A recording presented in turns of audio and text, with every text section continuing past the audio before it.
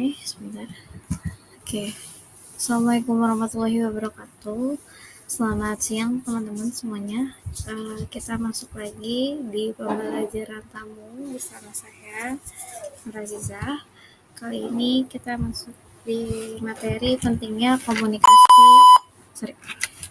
komunikasi dalam dunia kerja engineer. Membangun kolaborasi untuk hasil yang lebih baik.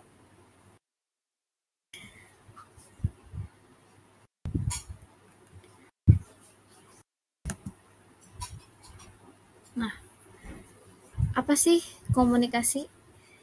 Nah, komunikasi adalah proses penyampaian informasi, ide, perasaan, atau pesan dari satu pihak ke pihak lain dengan tujuan mencapai pemahaman bersama.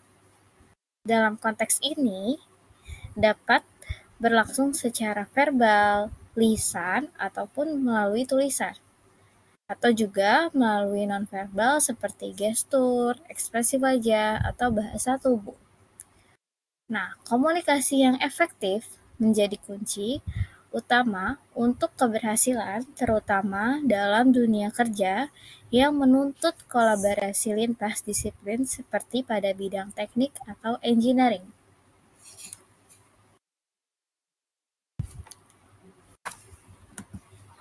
Selanjutnya, pentingnya komunikasi dalam profesi engineer. Di sini poin pertama ada meningkatkan kolaborasi tim. Di sini yang dimaksud adalah engineer yang bekerja dalam lintas disiplin, baik engineer mekanik, listrik maupun sipil dan lain-lain, harus memastikan komunikasi yang baik setiap anggota memahami perannya dan tujuan bersama. Yang kedua, ada memastikan pemahaman teknis. Apa sih yang di sini yang dimaksud pemahaman teknis? Yaitu ide teknis harus disampaikan dengan jelas kepada rekan kerja, manajer, ataupun klien. Bisa juga melalui presentasi mungkin atau diskusi yang harus dipahami oleh semua pihak termasuk yang tidak memiliki latar belakang teknik. Yang ketiga ada meningkatkan efisiensi proyek. Nah, efisiensi proyek di sini dimaksud adalah informasi yang tepat, waktu, dan akurat, memastikan alur kerja yang lancar, serta masalah dapat diselesaikan lebih cepat melalui diskusi terbuka. Yang keempat, ada membangun hubungan profesional, yang dimana hubungan yang dimaksud di sini adalah hubungan dengan klien, vendor, dan pemangku kepentingan lainnya, sangat bergantung pada komunikasi yang efektif. Nah, bisa juga dengan memberikan penjelasan atau solusi dengan percaya diri, membantu membangun kepercayaan diri untuk kita sendiri. Ada lagi mendukung pengambilan keputusan. Yang di sini adalah data dan analisis teknik harus disajikan secara jelas untuk membantu manajer atau klien dalam mengambil keputusan terbaik. Ada lagi adaptasi dengan teknologi.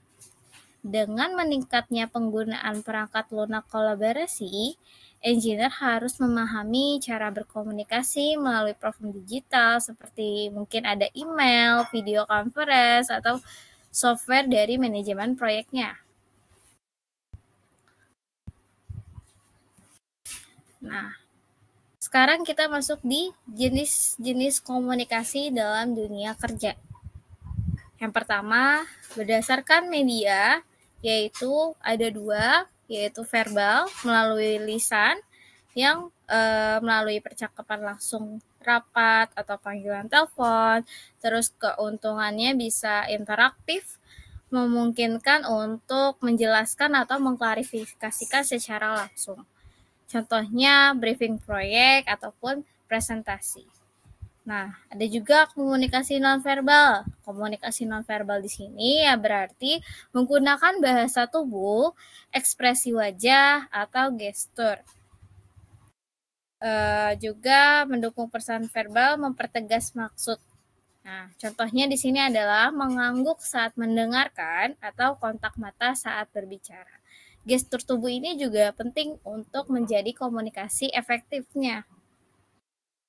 Nah, ada lagi komunikasi tertulis yang dimana kita dapat melalui email ataupun laporan, memo atau dokumentasi teknis yang memiliki keuntungan untuk bukti tertulis yang dapat diarsipkan atau dapat disimpan. Nah, contohnya proposal proyek atau manual kerja. Yang kedua, berdasarkan aliran informasi, itu ada komunikasi vertikal, itu ada ke atas atau upward, dari bawahan ke atasan, seperti laporan kemajuan proyek gitu ya. Terus dari ke bawah ada downward, dari atasan ke bawahan, itu juga dari atasan ke bawahan itu maksudnya instruksi untuk melakukan suatu pekerjaan gitu ya. Komunikasi horizontal yaitu antara rekan kerja dengan hierarki yang sama. Contohnya diskusi antar departemen dalam menyelesaikan suatu masalah. Terakhir ada komunikasi diagonal, yaitu antara individu di tingkat hierarki berbeda, tetapi di departemen yang berbeda. Contohnya, engineer berbicara dengan manajer keuangan untuk anggaran proyek.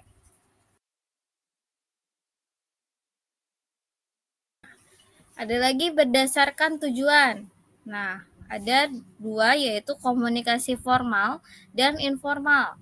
Komunikasi formal terdiri dilakukan sesuai struktur organisasi, contohnya seperti rapat resmi, laporan periodik, atau seperti banyak lah ya contohnya. Komunikasi informal terjadi secara spontan di luar struktur formal, contohnya obrolan di pantry atau diskusi santai bersama rekan sejenis. Berdasarkan teknologi, komunikasi sinkron terjadi secara real time, contohnya video conference ataupun chat langsung. Komunikasi asinkron tidak melakukan respon langsung, contohnya melalui email ataupun pesan teks.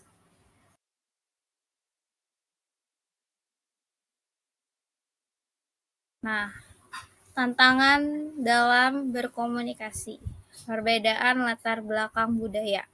Nah, perbedaan latar belakang budaya ini sering banget menjadi tantangan setiap orang untuk berkomunikasi.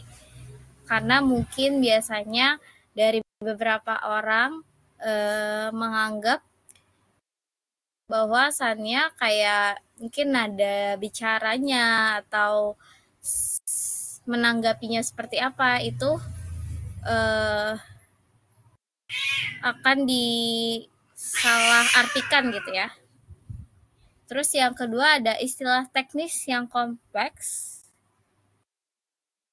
Nah, istilah teknis yang kompleks juga salah satu dari tantangan dalam berkomunikasi. Hambatan bahasa, juga keterbatasan waktu, mungkin waktu yang tidak banyak gitu ya. Terus adanya juga kurangnya keterampilan dalam komunikasi. Nah, kurangnya keterampilan juga salah satu dari tantangan.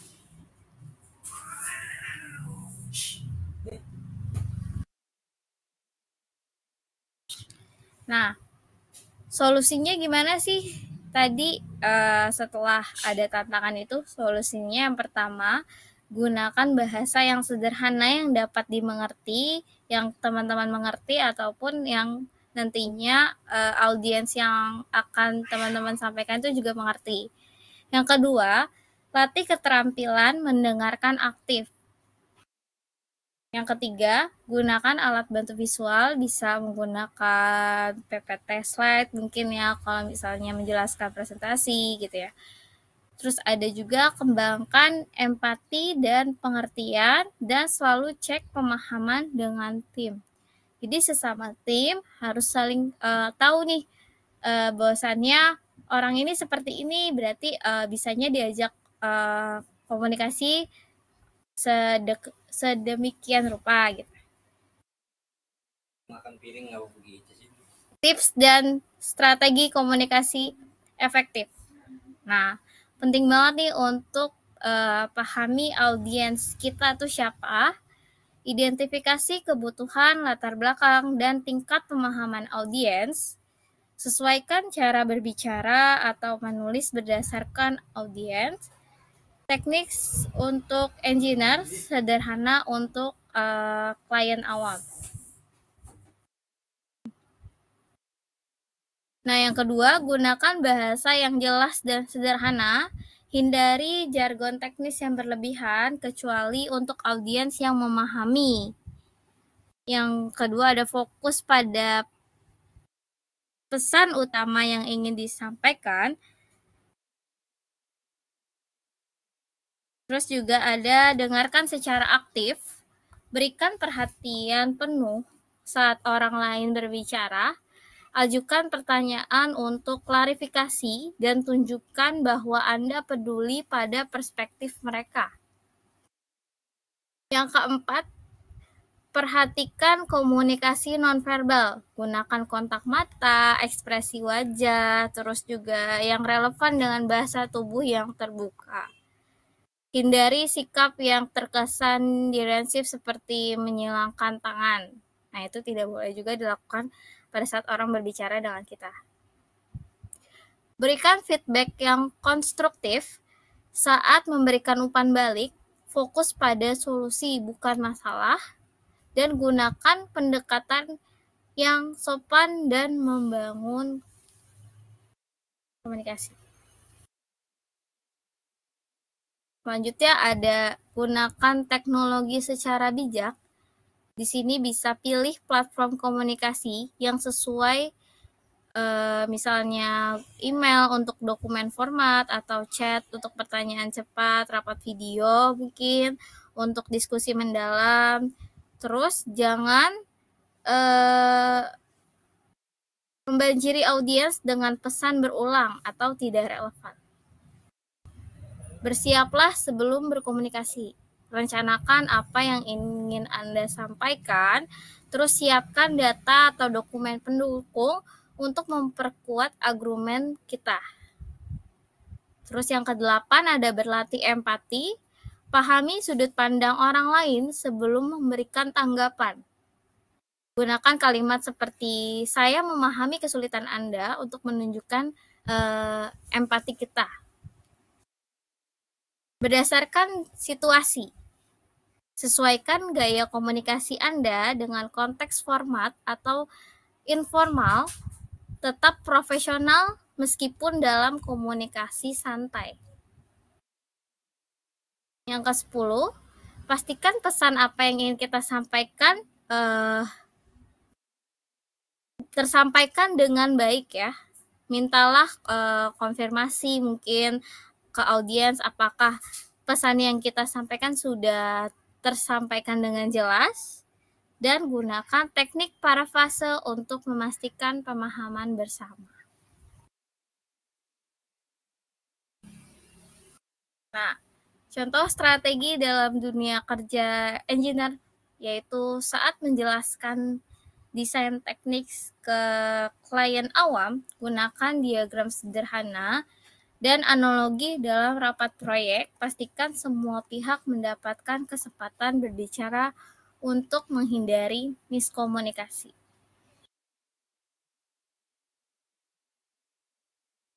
Untuk materinya cukup sekian. Mungkin ada teman-teman yang masih mau tanya terkait komunikasi, silakan ya. Kita masuk ke sesi Q&A.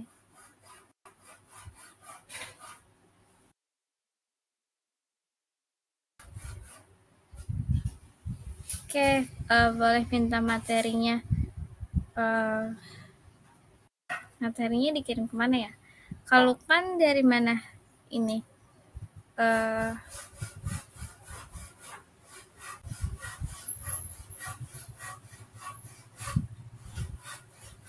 atau boleh kirim emailnya aja, Kak Lukman.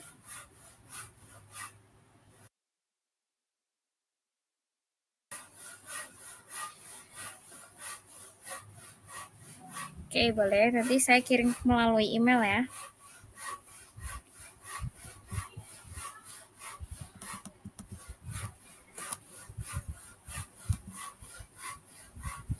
Ada pertanyaan, teman-teman?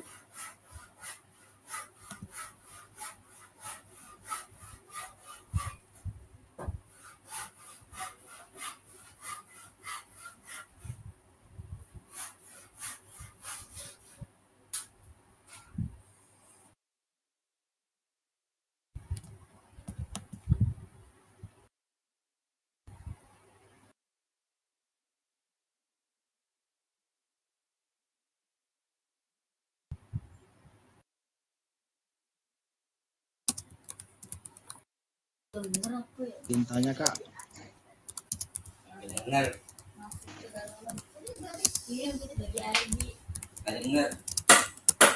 Ada pertanyaan? Saya boleh Kak? Iya, silakan Kak.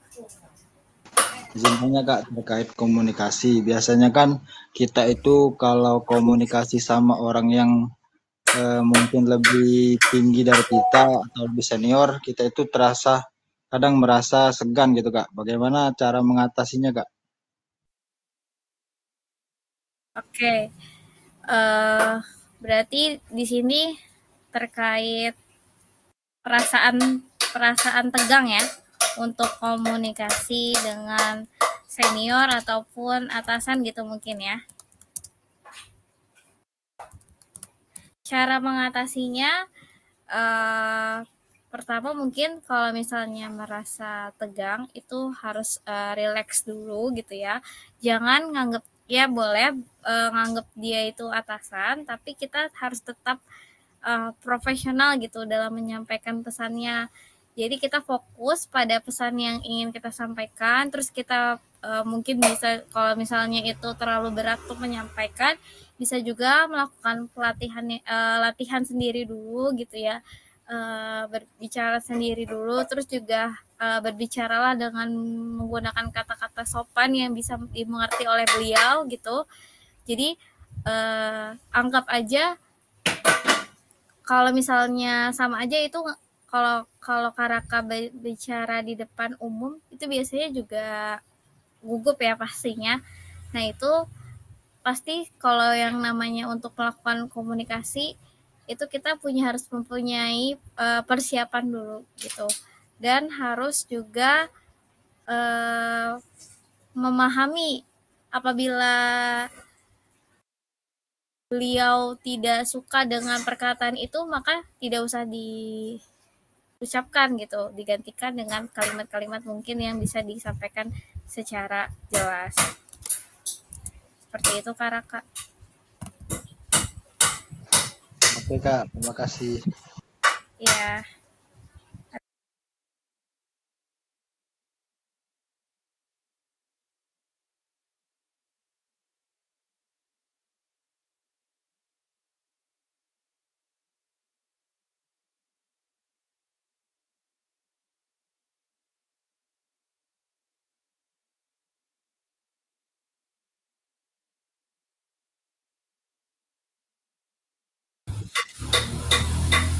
Oh, ada pertanyaan teman-teman?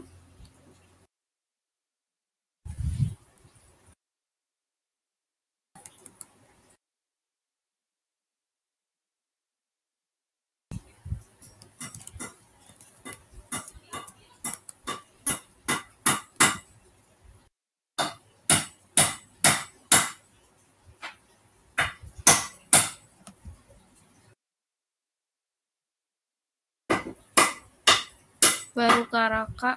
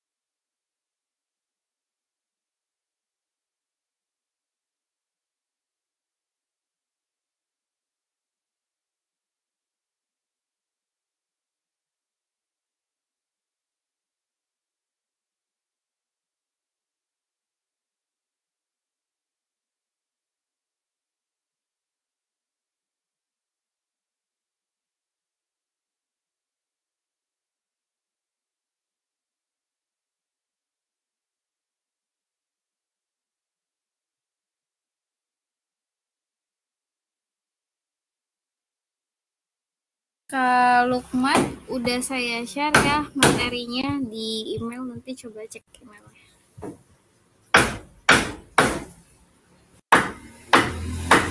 Ada pertanyaan mungkin yang lainnya? Kak Aldi, Kak Andri, Kak Ebezer, Efrias, Nurul Fatimah, Rio Evandi. Jadi menurut kalian, pendapat kalian, penting nggak sih komunikasi dalam sebuah dalam pekerjaan sebagai engineer?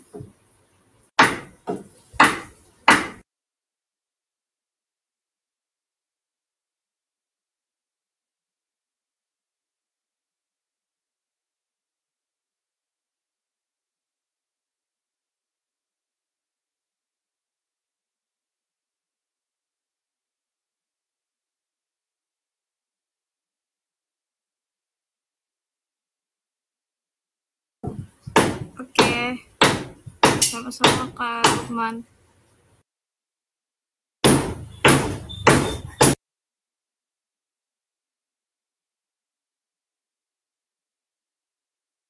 Ada pertanyaan mungkin?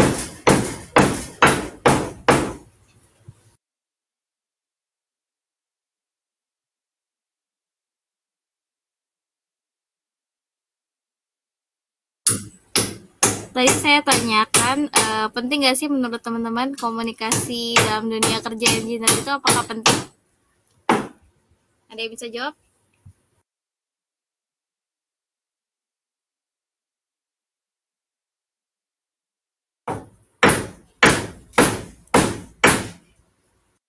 Penting ya. Alasannya apa nih? Boleh nggak Kak Lukman sharing?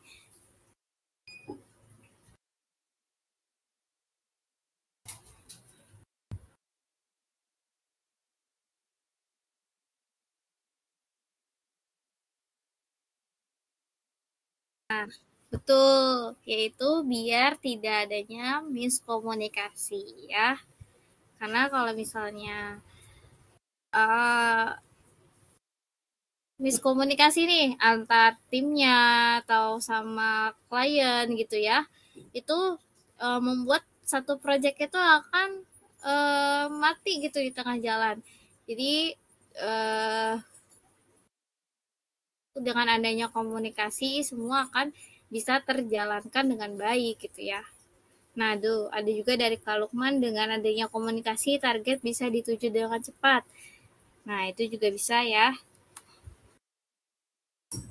Salah satu manfaat juga ya. Ada lagi mungkin yang bisa jawab lagi?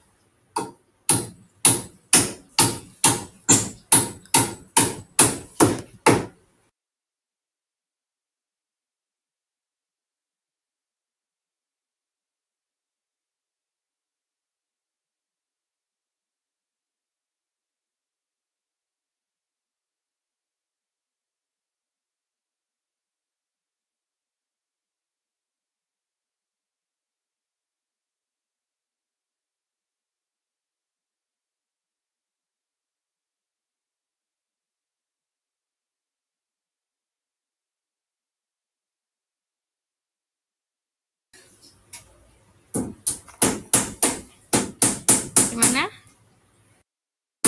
Ada yang bisa atau ada yang mau sharing lagi terkait, mungkin udah ada yang anak komunikasi nggak di sini? Yang mungkin juga ada materi komunikasi juga di kuliahnya.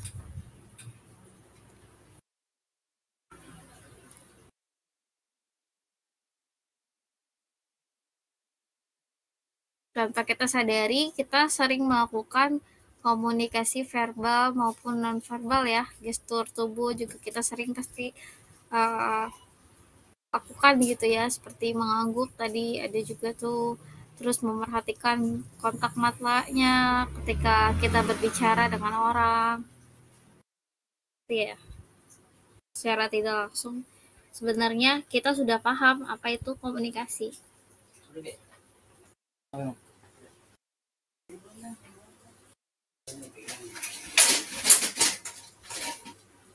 Ada pertanyaan lainnya? Ayo, siapa yang mau bertanya?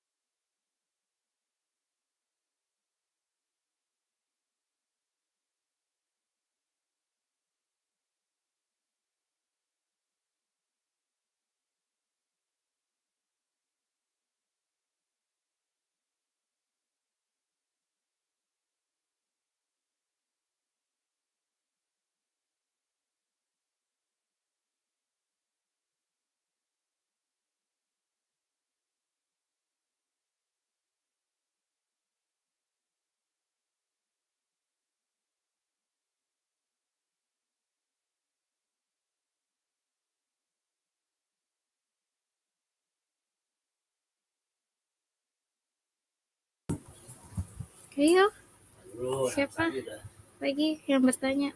Kak Nurul Fatimah mungkin. Aku mau tanya nih Kak, gimana cara kakak menghadapi untuk cara kakak menghadapi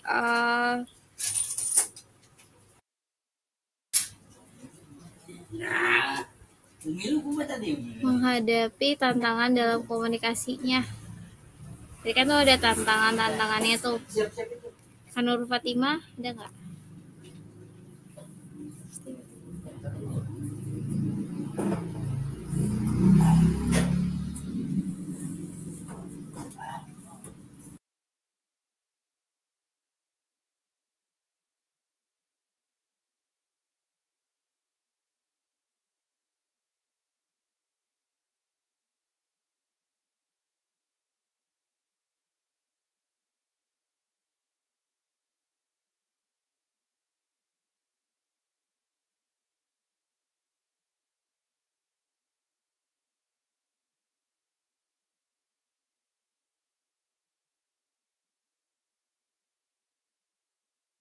Ada yang tahu lainnya mungkin bentuk-bentuk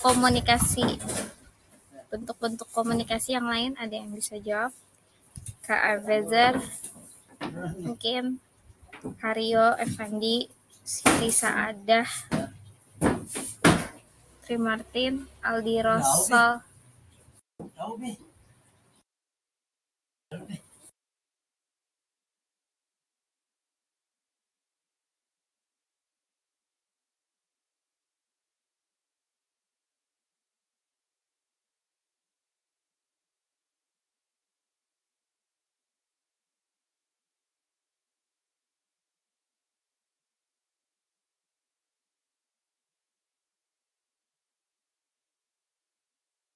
Oke, sudah cukup jelas ya. Berarti untuk pembelajaran tamu pada hari ini.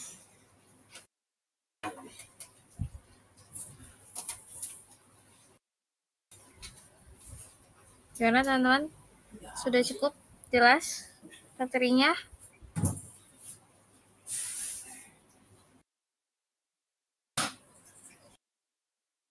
Oke, kalau sudah berarti kalau tidak ada pertanyaan kembali, mungkin sudah ya untuk pembelajaran tamu pada siang ini.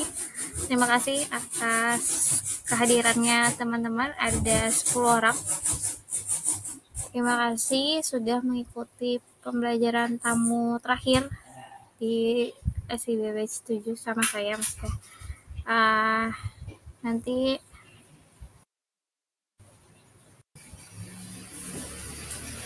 sebelum